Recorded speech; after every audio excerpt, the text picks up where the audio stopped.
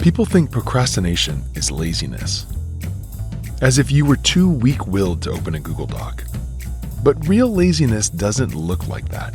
A lazy person doesn't care. Procrastinators care too much, so they'll do everything but what matters. You know that feeling, don't you? The day is over, everything looks finished, the inbox, the desk, the checklist, but the one thing that mattered most never even began. That quiet knot in your stomach, the guilt, the whisper, "Why didn't I just do it?" That's not laziness. That's fear wearing the mask of productivity. You're not avoiding work because you don't care. You're avoiding it because it matters so much that the thought of failing at it feels unbearable. So your brain does what it was built to do, to protect you. Not from lions, but from your own expectations. It tells you, let's just tidy up first. Let's check one more thing. And for a moment, that feels good. A little rush of control, a breath of relief. And that's exactly how it gets you. Because that tiny sigh of relief feels like progress, but it's only protection. You're not broken, and you're not lazy. You can teach your mind a new pattern. Once you see what's really happening, the fear starts to lose its grip. It was never about you doing nothing. It was about doing everything except what mattered. Constant motion disguised as progress, a kind of treadmill productivity, running fast but going nowhere.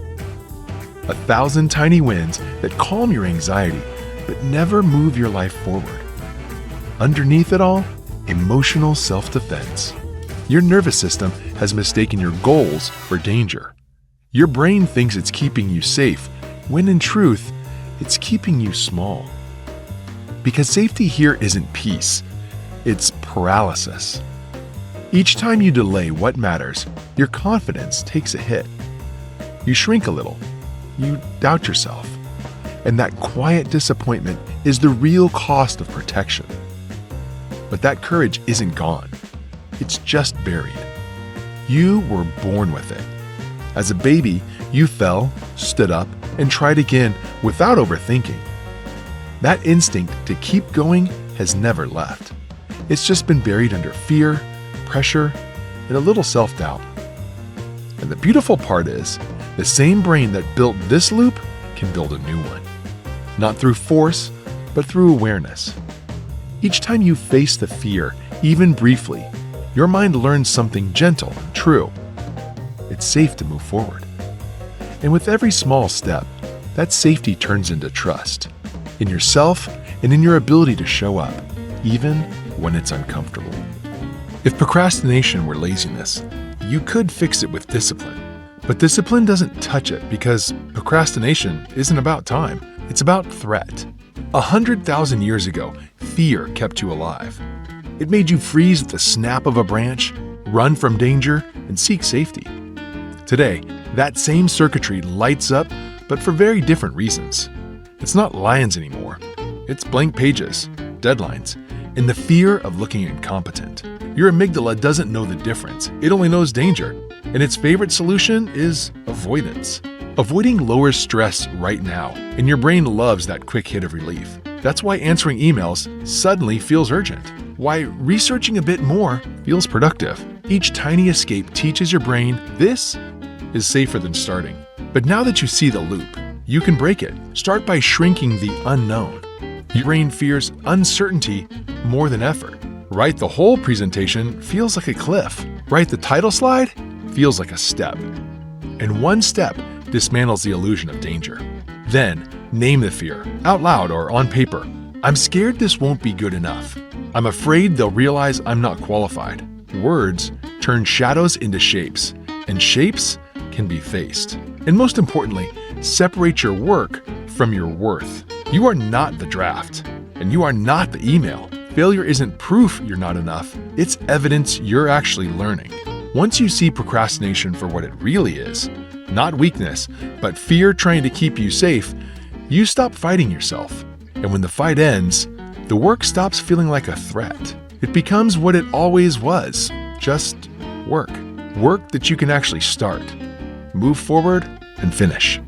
Your brain doesn't care about logic. It can't tell a hungry lion from a blank Google Doc. All it registers is, this might hurt. The bigger the task looks, the louder the alarm. That's why write the whole book freezes you. But write one bad paragraph feels safe enough to try. Behavior scientist B.J. Fogg calls this the tiny habits principle. If you want to change your life, shrink the change. When you shrink the task, you shrink the threat. When the threat shrinks, the mind quiets down. One small action tells your system, we're not in danger. Do it again tomorrow, and the alarm softens. Do it for a week, and the task stops triggering fear at all. That's how new identities are built. Not by thinking differently, but by acting differently. Each small action becomes evidence that rewrites your story. Instead of, I avoid hard things, it becomes, I show up. And identity compounds. The more evidence you collect, the less fear has to say. When your day is full of tiny avoidance tasks, you trigger stress and relief over and over again. That's why you end exhausted, without even really touching what matters. But when you take even one real step toward the meaningful task, the cycle reverses. Your nervous system relaxes, your focus deepens, and the work begins to give you energy instead of draining it. Voltaire warned, perfect is the enemy of good. The longer you wait for perfect, the longer fear stays in charge. Or, as entrepreneur Reid Hoffman put it, if you're not embarrassed by the first version of your product, you've launched way too late. Both remind us that progress isn't born from perfection, it's born from courage. Embarrassment isn't failure. It's proof you actually acted before fear could stop you. So, stop trying to climb the whole mountain. Take one small step. Each step tells your mind, we're safe here. Each step builds an identity that doesn't flinch at discomfort. Progress compounds, quietly, relentlessly, from the moment you begin. Somewhere along the way, those steps stop feeling like effort and start feeling like who you are. Because real change doesn't start with awareness, action that creates it. And then, almost without noticing, awareness catches up. You begin to sense the shift not in what you're doing, but in who you're actually becoming while you do it. Awareness is the first step, but awareness alone doesn't change who you are. Because procrastination was never just what you did, it was who you believed yourself to be. I work best under pressure. I'm just not a disciplined person. I always find a way at the last minute. Those aren't personality traits. They're excuses dressed up as facts.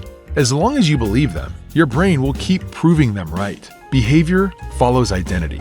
If your identity is someone who procrastinates, no tactic's gonna save you. James Clear said, the goal is not to run a marathon. The goal is to become a runner. The same applies here. The goal isn't to beat procrastination. It's to become someone who does the work even when fear whispers, later. An identity changes through action, not thought. Every time you start despite fear, you teach your brain, I can do hard things. Every time you finish early, you rewrite the script, I don't need chaos to create.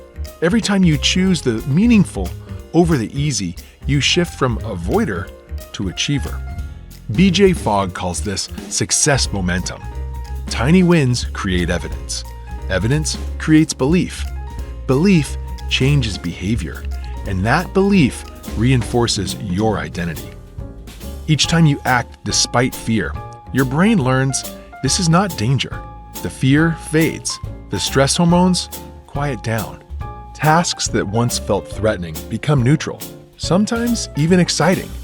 The exhaustion from meaningless busyness disappears. Because instead of scattering your attention, you're channeling it into what matters. And focused energy feels different. It doesn't drain you, it fuels you. Soon, something subtle but powerful happens. The gap between what you want to do and what you actually do begins to close. You stop seeing yourself as someone who can't follow through to you become the person who does follow through. This is the real escape from procrastination. It's not a trick, it's not a hack. A new story, built one small, deliberate choice at a time. Because you're not trying to beat procrastination. You're becoming someone it doesn't recognize anymore. If this feels familiar, you're not broken, and you're not alone.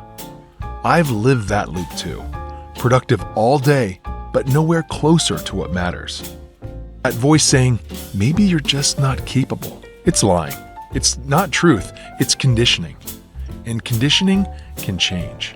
Pick one thing you've been avoiding. Do one small thing today that future you will thank you for. And if this helped, join me here. Give it a like, subscribe, or share your step below. Let's build momentum together, one honest video at a time. Because in the end, procrastination was never the enemy. It was a reminder of just how deeply you care about getting it right.